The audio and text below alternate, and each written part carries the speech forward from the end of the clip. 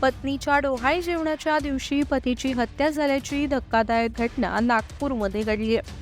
बाळाच्या जन्माच्या आधीच त्याच्या डोक्यावरचं पित्याचं छत्र हरपलं. क्षुल्लक कारणावरून झालेल्या भांडणामुळे एका व्यक्तीचा बळी गेला आणि त्याच्या पत्नीवर दुःखाचा डोंगर कोसळला.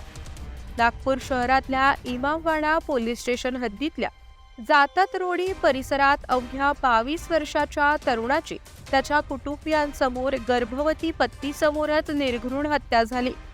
महेश विठ्ठल बावणे असं हत्या झालेल्या तरुणाचं नाव आहे. महेश बावणे यांची पत्नी गर्भवती असून काल त्यांचा 7व्या महिन्यातल्या डोहाळे जेवणाचा कार्यक्रम होता. पण त्या आनंदाला गालबोट लागलं.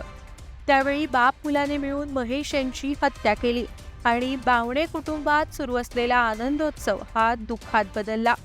मिळालेल्या माहितीनुसार महेश याच्या पत्नीच्या हातावर त्याच्या परिसरात राहणारी एक तरुणी मेहंदी काढत होती. तेवढ्यात आरोपी शंकर भोलासिंह राठोड हा तिथे आला आणि जोरदार शिवीगाळ करू लागला. आरोपी भोला याच्याकडून मेहंदी काढणाऱ्या तरुणीच्या वडिलांनी पैसे उधार घेतले होते, मात्र ते पैसे अद्याप परत केले नव्हते. त्यामुळे संतापलेल्या आरोपीने त्या तरुणीला उद्देशून शिवीगाळ केला.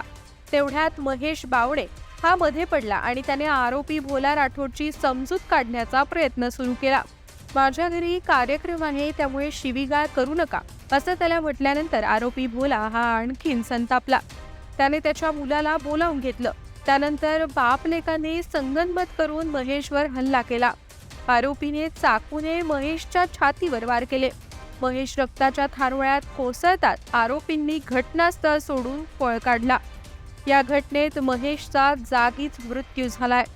भरल्या घरात कार्यक्रम सुरू असतानाच घडलेल्या या घटनेने एकच खळबळ उडाली.